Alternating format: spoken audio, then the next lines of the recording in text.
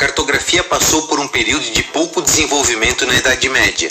Determinações religiosas fizeram com que o conhecimento científico empregado nos mapas fosse substituído por símbolos e representações cristãs, além de defender que a Terra era plana.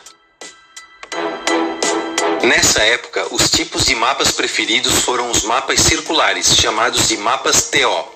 Esse tipo de mapa foi criado por Isidoro de Sevilha por volta de 630 e mostrava a África, a Ásia e a Europa. O Mar Mediterrâneo separando a África e a Europa. O Mar Vermelho separando a África e a Ásia. E o Rio Don separando a Ásia e a Europa formavam um T, representando uma cruz e marcando o centro do mundo onde ficava Jerusalém. E tudo isso era circundado por um enorme oceano formando um O. Mas foi com as navegações a partir do século XII, através dos relatos dos viajantes e navegadores, que regiões maiores do globo terrestre passaram a ser incluídas nos mapas. O período das grandes navegações no século XV foi um período de grande produção de mapas e cartas. Nessa época foram criadas as cartas portulanas, ou simplesmente portulanos, que eram cartas náuticas usadas para fornecer direções e distâncias aproximadas entre portos europeus e africanos. As primeiras cartas portulanas foram confeccionadas em Gênova e Pisa, na Itália, e o primeiro exemplar que se conhece é datado de 1296. O planisfério de Cantino, que tem esse nome por ter sido obtido clandestinamente em 1502 por Alberto Cantino, que era um espião do Ducado de Ferrara na Península Itálica a serviço em Lisboa e que conseguiu roubar o mapa e remeter ao Duque de Ferrara na Itália, tem uma importância histórica muito grande. Esse mapa é uma das mais antigas cartas náuticas que representam os descobrimentos dos portugueses e é considerado o primeiro mapa onde o Brasil aparece.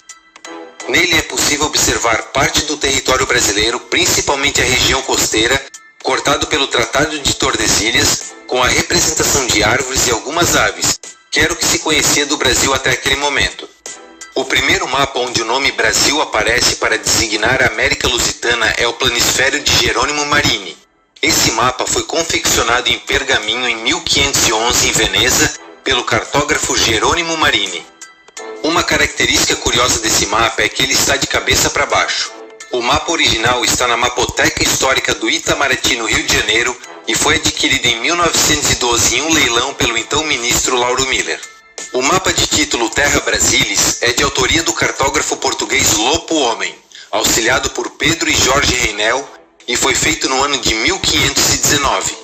Esse mapa, que faz parte do chamado Atlas Miller, mostra a costa do Brasil e parte do Oceano Atlântico Central, desde a foz do Rio Amazonas até o Rio da Prata e ainda uma parte da costa mais ao sul. Tem ainda uma legenda no topo do mapa, que é uma característica da cartografia portuguesa do século XVI, além de mostrar os indígenas, alguns envolvidos na atividade de exploração do pau-brasil, árvores, animais silvestres e algumas caravelas. O mapa original está localizado na Biblioteca Nacional da França. Outro mapa considerado um dos primeiros mapas do Brasil foi criado pelo navegador francês Jean Parmentier e foi publicado pela primeira vez em 1556 na obra dele Navigazioni e Viaggi do escritor veneziano Giovanni Battista Ramuzio. Esse mapa tem sido considerado por alguns especialistas como a primeira representação cartográfica do que hoje chamamos de Brasil.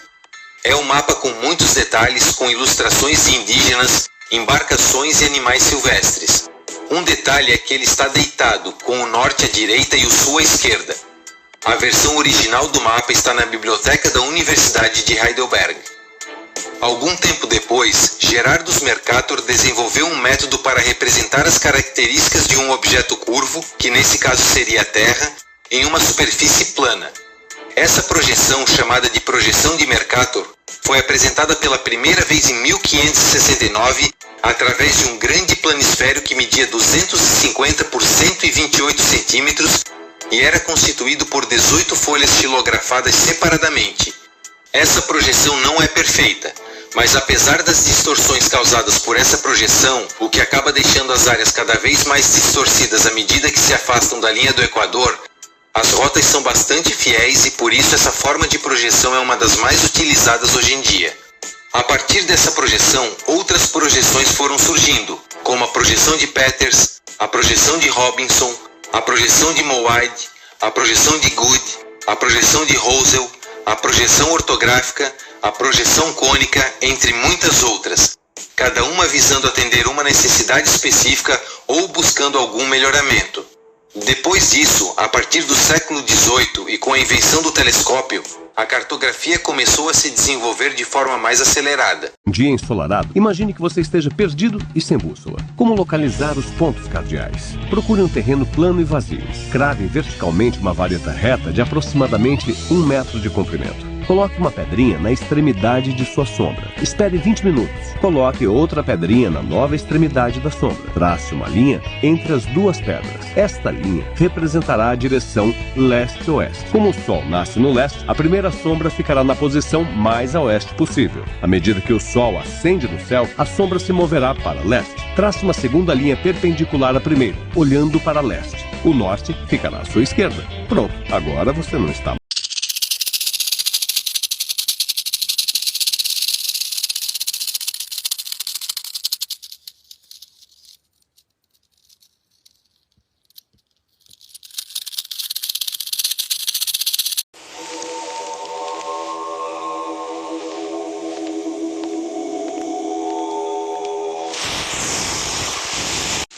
para o meu maior fã.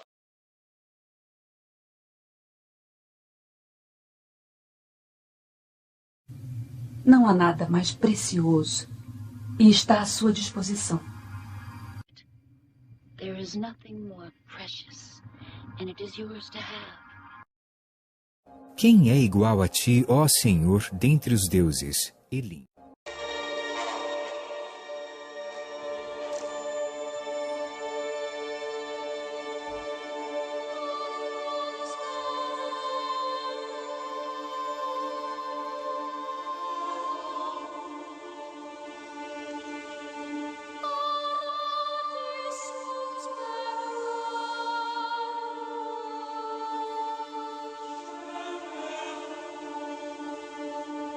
Quem é igual a ti, ó Senhor, dentre os deuses? Elim.